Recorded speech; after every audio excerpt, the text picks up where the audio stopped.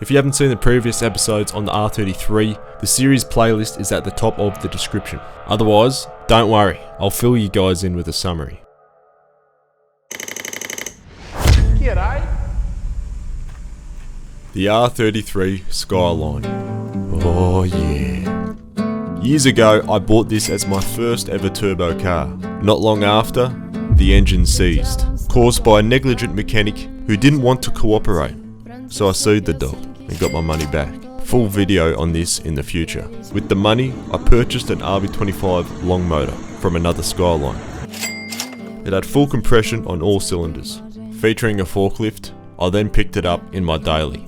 Don't do this, and dropped it to my mates over at Garage Tengoku. Eventually, after a bunch of work, the 33 was back in action. The new engine was dropped in, now with some performance mods. A cheeky little hypergear high flow turbo, 1000cc injectors, an E85 fuel pump, Haltech ECU, new front mount intercooler with custom piping, a custom exhaust system, and a modified manifold to suit a screamer pipe. We were kicking ass, although we had a slight hiccup on the first engine start.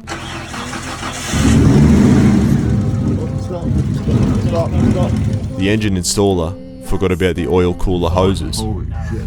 Anyways, it made it onto the dyno for its first tune, and it was a successful one. A solid 285 rear wheel kilowatt on E85. We were stoked. We then gave it a full service, freshened up the brakes, steering, the fluids, and its first clean in years. This thing's been through bloody war and back.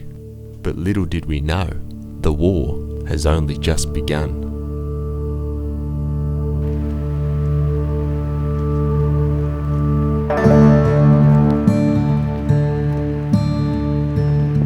Now today, it's gonna piss down rain, and instead of hitting the Mexican mountains, I've gotta hit the streets. Back into town, over to Checkered Tuning for the final touch-up tune. This is the last step that has to be done mechanically before we can progress to getting it legalised for the road and getting that body looking fucking sex. To begin, we had to get it prepared to drop off.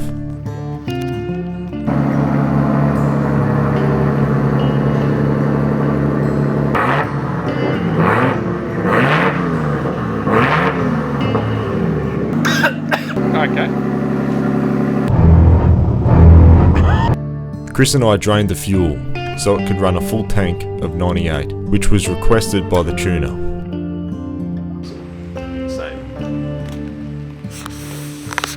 Then your Skyline's on fire. Oh no. Once that was done, we checked it all over and we were ready to go.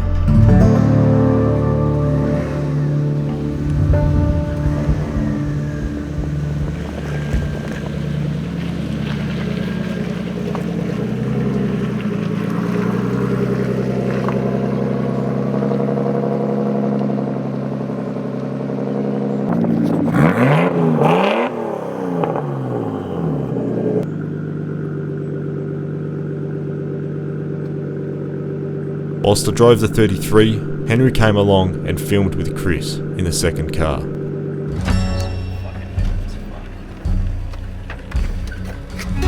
Unfortunately, it was wet, so I couldn't give it the beans without wheel spitting non-stop.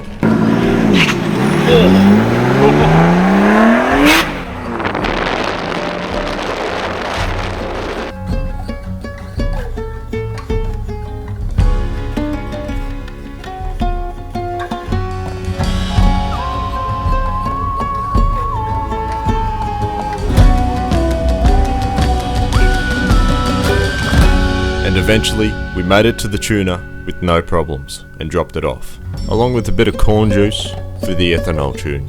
And they told us the tune will be in around a week's time. So we all jumped in the second car and proceeded to head back home. However, on the way back, I got a call from Checkered Tuning. Yeah. Oh shit. Well, no worries, 3 o'clock. Awesome. See you then. Right, bye. Well, there you go. 3 o'clock. Can't complain about that one. Car's eh? getting tuned. Fucking let's go. Little did I know, this smile wasn't gonna last for long. Yeah.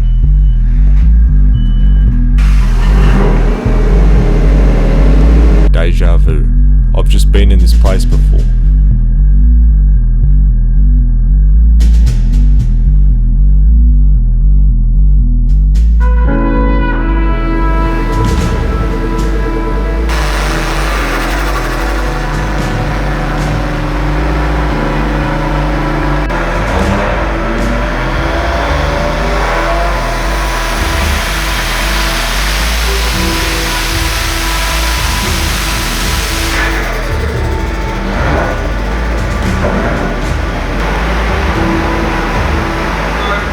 The first dyno runs sounded good to me. If you guys remember that fuel pump wiring mod we did, as it turns out, it was making a good difference to the fuel delivery, according to Trent, the tuner.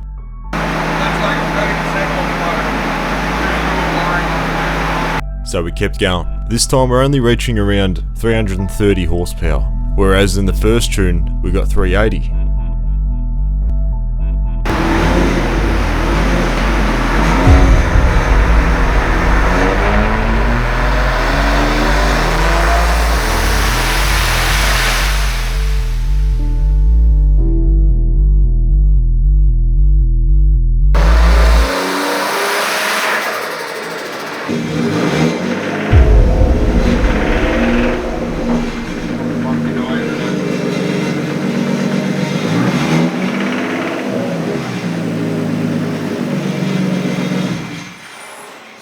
So happy noise in there. Yeah. Not good. That obviously calls it quits for today. I do not know why it's still on that. This one didn't run for that long with that oil pressure, did it? This was the one that had, I'm just trying to remember when it was first, it had no plumbing for the oil pressure or something, didn't it? The Welsh plug, I think, or something. That's right, okay. Just got to point out my mistake here. I misheard the mechanic a while back. It actually wasn't the missing Welsh plug that caused that massive oil spillage on the engine's first start. Oil pissing out. What? Oh, no. Holy shit. No, that's not. Okay, yeah. As it turns out, yeah, it was what Trent said. It was the missing plumbing for the oil cooler. Yeah. And it only ran for like 3 or 4 seconds, didn't it? With no oil pressure. Yeah. It sounds like it's spun a bearing, which really sucks. And it would explain why it was starting to do some funny stuff up top, whether or not it was starting to float already, or whether or not it's something else as well. Not what you want to hear at all. So in that 3 seconds we started it, it's when... No, look, it's that 3 seconds is probably not long enough to... I've had guys pop oil filters off. I don't know, honestly I don't know whether or not it's got a cracked oil pump, or whether or not it's been apart and someone's put it back together and it's just like they haven't measured up the bearings or something like that, and then it's finally just... I don't know. There's so many different things. I'll be honest, it is a worst case scenario. Like, we generally don't have this. This would happen. It's happened to me maybe 3 times in 12 years. Oh, how the tables have turned. I really wouldn't run it anymore. I would try and find out where and why and what.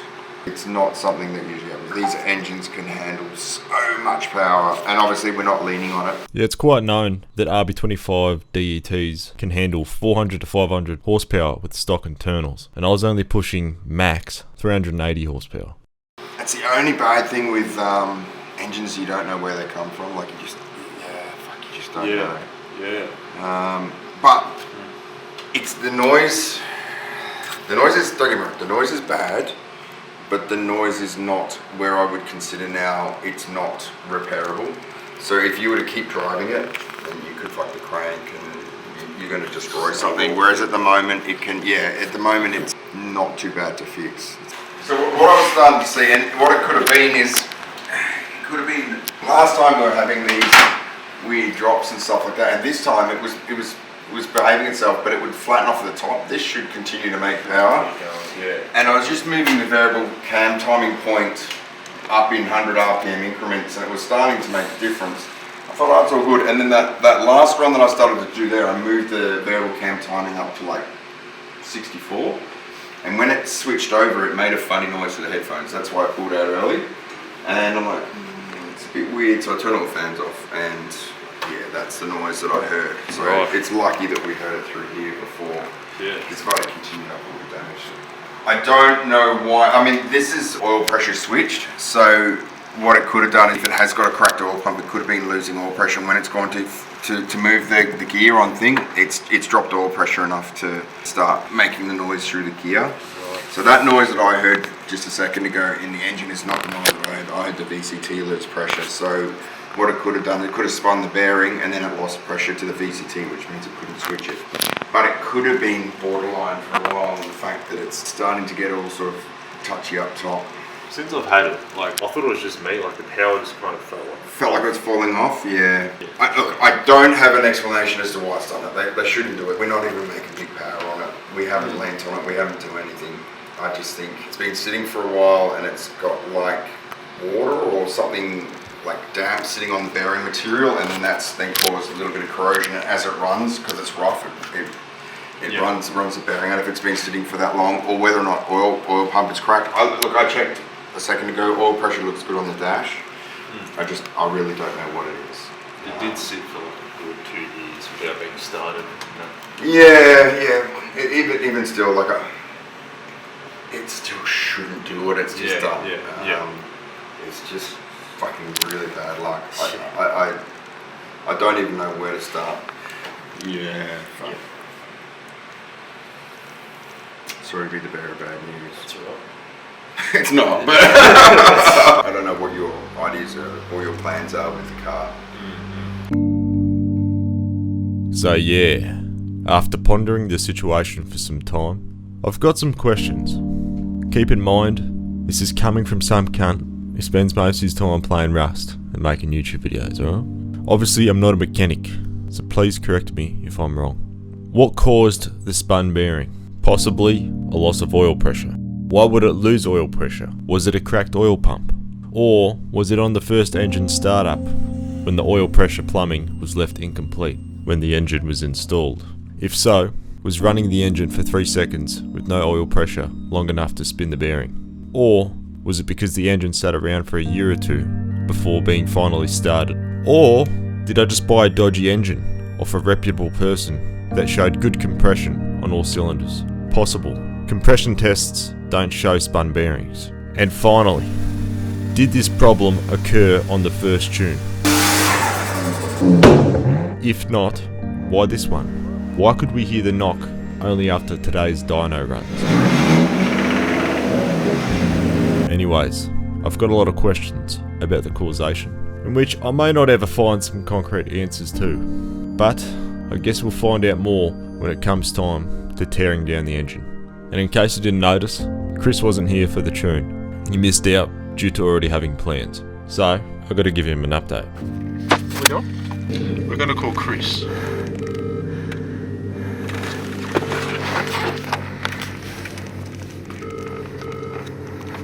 Yo. Hey mate, how's it going? Thanks up. Yeah, no, not bad, not bad. So, got some good news. You haven't missed the final tune. Oh. But, yeah, she's fucked. Oh. Yeah. We think she's spun a bearing. Oh, for fuck's sake.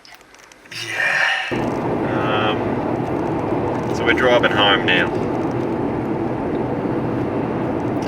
Yeah, what the fuck are we gonna do? It's really sad. Yeah, so did not expect that.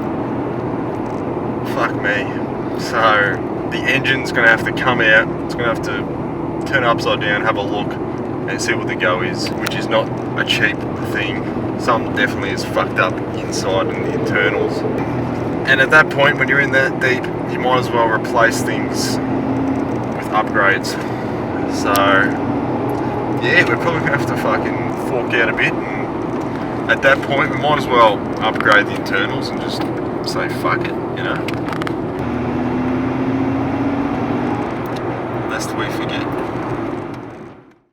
So, yeah, at the end of the day, there's no point getting too emotional over it and falling into a pit. I just want to know what the issue is that caused it to shit itself so I can learn from it. Was it my fault?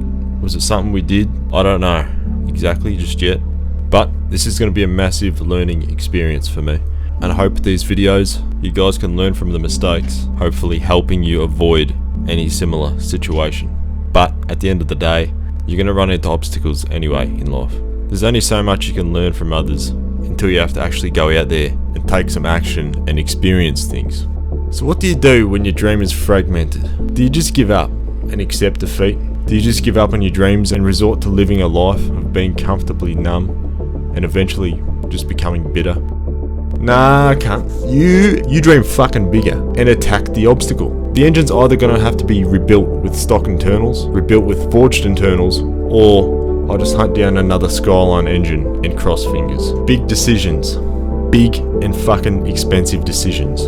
I am lucky to have Chris by my side, yet a lot of research and thinking needs to go into this, because at the end of the day, I'm limited with time, knowledge and money, so I must use it wisely.